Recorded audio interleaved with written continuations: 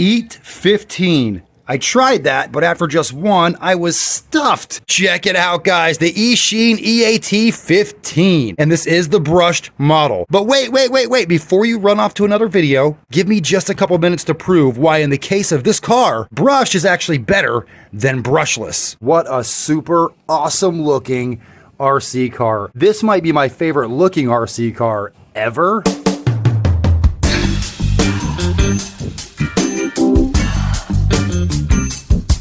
And I don't know what it is about this car, but I just have this overwhelming sense of deja vu about this car. I can't really put my finger on what... Oh, that's why. Yes, several RC makers make a version of this car. And the parts for all these different cars, all these different identical cars, are pretty much universally interchangeable. If you have one, you've basically got them all, but that's not a bad thing because that means if you have one of these cars, part support is pretty much a built-in guarantee. Though there is one massive difference between these two radios, aside from the camera mount on this one. Can you guys spot the huge difference between these two radios? They're not completely identical. This one says EACHINE and this one says UDI-RC. That's the difference. So why is the brush version of this car better than the brushless? Well, it's simple. Discipline RC said it best. The modulation of the power with the brushed motor is so much more articulate and so much smoother than the brushless motor that drifting with this car is so easy. Just about anybody can do it. And you can put the car pretty much wherever you want it, whenever you want it, with very little effort. Is it going to be as fast as the brushless version? Of course not. It's brushed. They're not very fast cars to begin with, but speed's not really the point of these cars. This is. It has 3 power settings. Small, medium, large, I guess. I don't know what the percentages are, but we'll just say small, medium, large.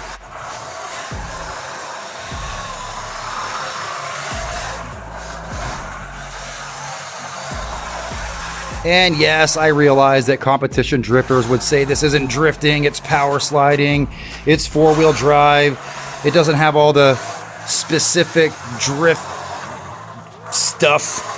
But it doesn't make it any less fun, and it doesn't make it any less awesome.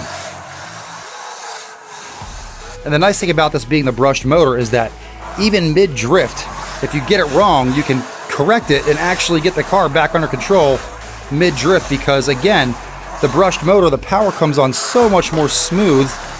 It's not as sudden as a brushless motor, and therefore it's so much easier to control. The point of these cars isn't to be fast, it's to do this. Though, this car is perfectly comfortable indoors and outdoors. So, on those rainy days when you're saying, man, I sure wish I could drive RCs, well, if you have one of these, you always can. And have a blast doing it.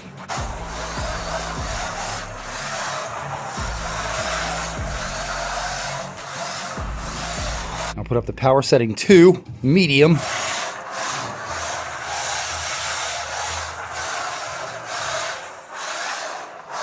It doesn't really make the car go much faster because it's on plastic drift wheels, but it does make the car snap around a lot quicker for tighter drifts.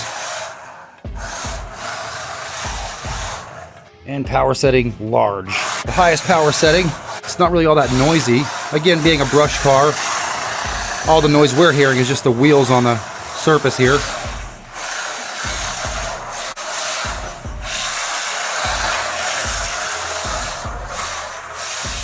And with the UDI-RC 1607 Pro, as much as I really liked that car and enjoyed it, I actually did have some trouble drifting that thing with intent the way I can with this car. This car is so much more easy to throw around and just put it wherever you want it, again, because that smooth, articulate modulation of the power of this brushed motor.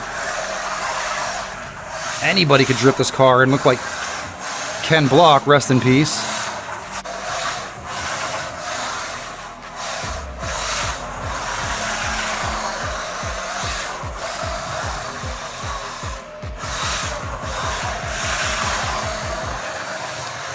Now this car does have a gyro. I don't really use the gyro with this car very much at all. It can help you when you're drifting because it makes it to where you only have to turn one direction, and the counter steering the car will do on its own. But it makes it a little bit difficult for it. The car kind of wants to take over and do its own thing when you might be wanting it to do something else. So I just don't use the gyro at all. And speedrunning these cars is difficult because the differentials are not quite locked, but they're not open either. You can speedrun these cars, but you have to either find a way to open the diffs up or just take out the front drive shafts and go rear-wheel drive. Then it's stable, and then actually the gyro really does something then, and it becomes useful and helpful. And there's really not much to say about this car that hasn't already been said. They're just really good, solid little RC cars, and this one I only paid $38. $38 for all that awesomeness. What's not to love about this car? You can really put this thing wherever you want it. Like that right there, I wanted to crash into that piece of wood, so I did. Oh, and that pole too, I wanted to crash into that as well. There are, in the RC world, there are drift snobs, and that's the really good, high-level competition drifters. They're awesome, no offense to you guys or anything like that, but you guys can be a little snobby when it comes to what's drifting and what's not. This is not a $500 competition drift car. This is a $38 hobby grade, but just barely. Super fun blast of an RC car that's very capable of making you pretend that you're Ken Block. Rest in peace. But there is one other feature about this car. I wish a lot more RC makers would do this. It has the power button right here on the side of the chassis. So that's super convenient, easily accessible from the outside of the car without having to take off the body.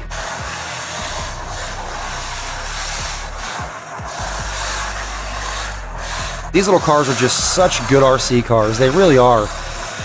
And just to think I only paid $38 for this thing is absolutely mind-blowing. And it truly is better than the brushless version, at least at drifting.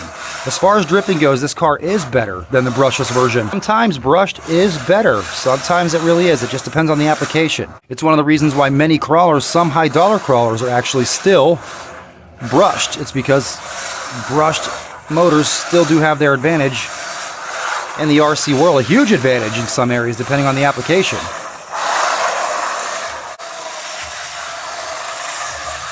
All right, circle around the pole, circle around the cone, through the tunnel, circle around the cone. Let's see if I can do it.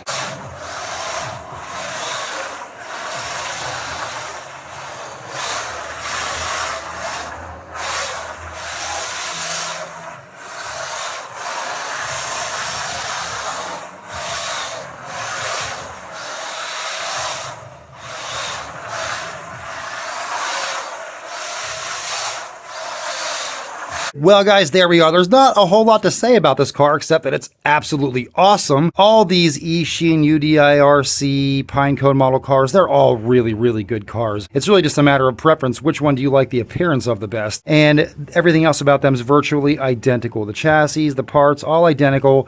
The only differences are really just the bodies and the bumpers at either end. And that's about it. But they're just such great cars for such a low price.